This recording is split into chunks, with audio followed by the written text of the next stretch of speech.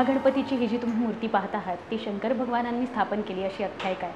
त्यानंतर थोरल्या माधवराव पेशव्यांनी त्याचा जीर्णोद्धार केला आणि हे जे काही रुपडं तुम्ही आत्ता पाहत आहात ते त्या जीर्णोद्धारानंतरचं आहे। पूर्वाभिमुख असं हे मंदिर आहे आणि सकाळी सूर्योदयानंतर जेव्हा सूर्याची किरणं या मूर्तीवर पडतात तेव्हा अक्षरशः आतला हा गाभारा जो आहे तो प्रकाशाने लखाखून उठतो।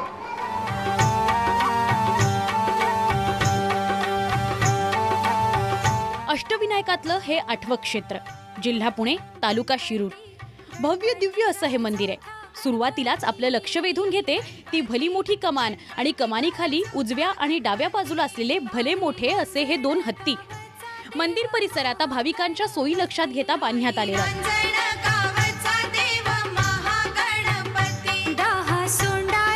हेही मंदिर पूर्वाभिमुख असं आहे आणि सूर्योदयावेळी सूर्याची किरणं याही मूर्तीवर पडतात। थोरल्या माधवराव पेशव्यांनी या मंदिराचा गाभारा बांधला। आमच्या गणपती हा जो आहे अष्टविनायकातला प्रमुख स्थान आहे महागणपती म्हणून। आणि या ठिकाणी आमच्याकडे 3 उत्सव असतात। त्यामध्ये भाद्रपदाचा उत्सव हा मोठा असतो, त्यामध्ये गावकऱ्यांचा सहभाग असतो आणि त्याचबरोबर ज्येष्ठी यात्रा आणि माघ यात्रा या 2 उत्सव साजरे केले जातात।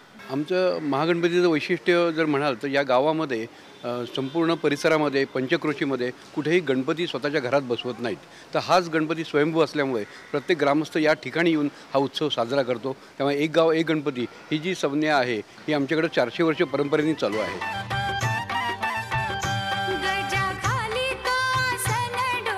आणि जीर्णोद्धारानंतरच हे मंदिर भव्य दिव्य असं बांधण्यात आलं। त्रिपुरासूर हा अत्यंत उन्मत्त झालेला राक्षस होता। सगळ्या देवांना त्रास देत होता, छळत होता। सगळे देव कैलास पर्वतावर शंकर भगवानांकडे धावत गेले, म्हणाले या त्रिपुरासुरापासून आम्हाला वाचव। शंकर भगवान म्हणाले काही हरकत नाही, मी या त्रिपुरासुराचा वध करीन। मात्र त्याआधी त्यांनी गणेशाची आराधना केली आणि म्हणूनच नारद मुनींनी सांगितलेल्या कथेप्रमाणे कुठल्याही शुभकार्याची सुरुवात आपल्याला गणपतीच्या आराधनेने करावी लागते। जेव्हा इथे गणेशाचं मंदिर वसवलं गेलं तेव्हा त्रिपुरासुराच्या वधाची याला पार्श्वभूमी असल्या कारणानं गणपती बाप्पाला इथे त्रिपुरारी वदे असंही म्हटलं जातं। मोरया गोसावी यांची भली मोठी चित्ररूपी प्रतिमा मंदिराच्या उजव्या बाजूला आहे। या सगळ्या गणेशाच्या ठिकाणी जाऊन भाविक नतमस्तक होतात आणि आपली सगळी दुःख, आपले सगळे ताण त्या या बाप्पाचरणी वाहत असतात। महागणपतीच्या मंदिरामध्ये मी आता उभी आहे। हे 8वं क्षेत्र आहे अष्टविनायकातलं। काही भक्त सगळे माझ्याबरोबर आहेत, मी त्यांच्याशी बोलणार आहे। मला सांगशील दरवर्षी येतेस तू अष्टविनायकाच्या दर्शनाला? हो, येत असते नेहमी। खूप छान वाटतं, म्हणजे अगदी प्रसन्न वाटतं इकडे आल्यावर। एकदम म्हणजे मूर्ती वगैरे एकदम छान आहे, सजवलेली वगैरे भरभरून सजवलेली आहे।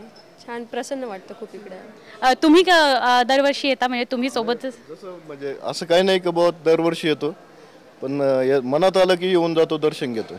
आज कसं वाटलं दर्शन घेऊन? एकदम सुंदर वाटलंय, म्हणजे अतिशय आनंद झाला दर्शन घेऊन। अजून काही भाविक आहेत त्यांच्याशीही बोलूया। कसं वाटलं दर्शन घेतलं तुम्ही?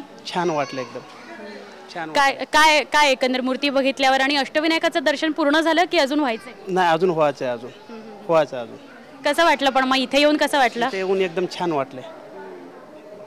कुठून आलात तुम्ही? पुण्यावरून आलेलं आहे। अनेक ठिकाणांहून इथे लोक येत असतात। फक्त महागणपतीच नव्हे तर जी काही क्षेत्र आहेत अष्टविनायकाची, मग ती नगरमधली असोत, ती रायगडमधली असोत किंवा पुण्यातली असोत, अनेक भाविक या सगळ्या यात्रेसाठी म्हणून बाहेर पडतात। अजून काही आपण तरुणांशी बोलूया। तू कुठून आलायस आणि कसं वाटलं तुला इथे आल्यावर? मी पुण्याहून आलो आहे। आम्ही सर्व मित्र पूर्ण कॉलेज फ्रेंड्स दरवर्षी किंवा दर 6 महिन्यांनी इथे येतो महागणपतीच्या दर्शनाला। आमचे जेव्हा रिझल्ट लागतात, रिझल्टनंतर गणपती बाप्पाचा आशीर्वाद घ्यायला, त्यांचं अभिनंदन करायला, आमचं अभिनंदन करायला आम्ही दरवर्षी इथे येतो। पण हल्ली तर तरुण वेगवेगळ्या पार्टीजमध्ये जाण्यासाठी इच्छुक असतात, तुम्ही गणपतीच्या दर्शनाला आलात? नाही, आमचं बॅकग्राऊंड तसंच आहे। आम्ही मिडल फॅमिलीतले ना, मिडल क्लास फॅमिली, त्यामुळे आम्ही सर्व गणपतीचे भक्त आहोत आणि गणपतीच्या दर्शनाला दर 6 महिन्यांनी येतो।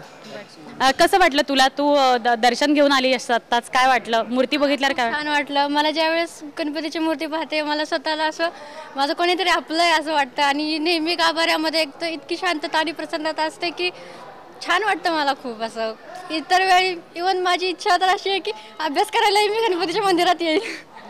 पण मग कुठून म्हणजे कुठल्या कॉलेजमधून आलात तुम्ही? कुठल्या जिल्ह्यातून आलात? मी अमरावतीचा प्रॉपर। आम्ही AISSMS कॉलेजमधून आलेलो, पुणे RTO शेजारी।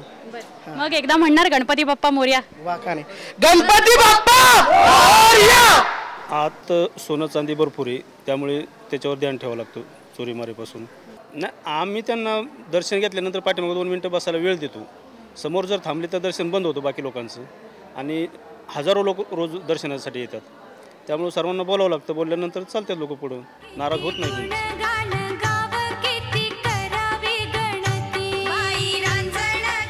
आणि नव्या दिवसासाठी नवी ऊर्जा घेऊन समाधानानं या मंदिर परिसरातून बाहेर पडतात. महागणपतीचं दर्शन आपण आत्ताच घेतलं. या महागणपतीकडे सुद्धा मी एक इच्छा व्यक्त केलेली आहे. आपली भारतीय अर्थव्यवस्था जी आहे ती खूप मोठ्या प्रमाणात ढासळते. रुपयाचं अवमूल्यन खूप मोठ्या प्रमाणात होत आहे. याचा फटका जो आहे तो आंतरराष्ट्रीय बाजारपेठेवर तर बसतोच आहे, मात्र काही प्रमाणात त्याचा त्रास सर्वसामान्यांना सुद्धा होतो आहे. आणि म्हणूनच सर्वसामान्यांचं दुःख निवारण्यासाठी तू धावून ये.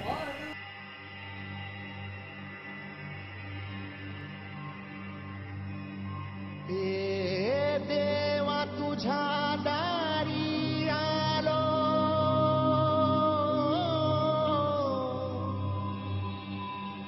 गुणगान गाया तुझ्या नामानताचा,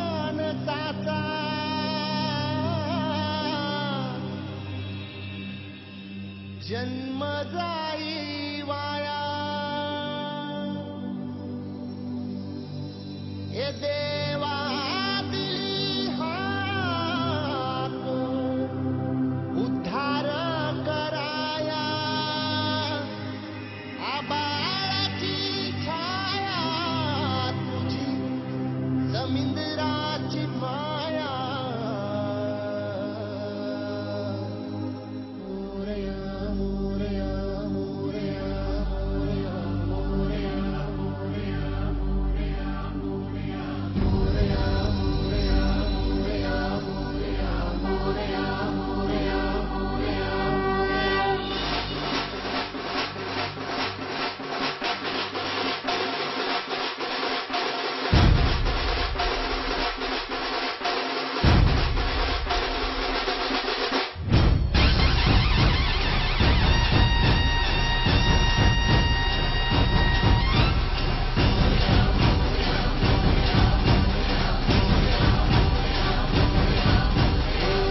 देवा तुझ्या दारी आलो, गुणगान गाया तुझ्या नामानताचा, जन्म जाई वाया.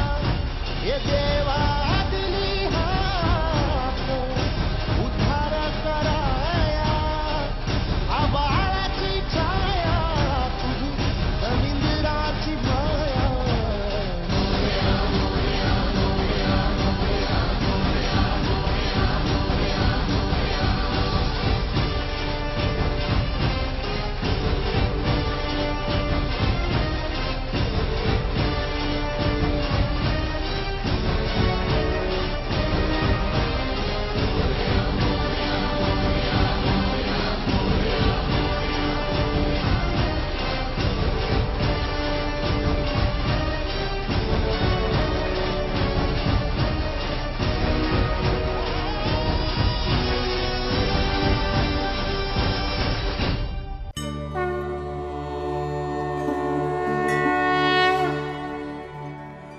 Oh.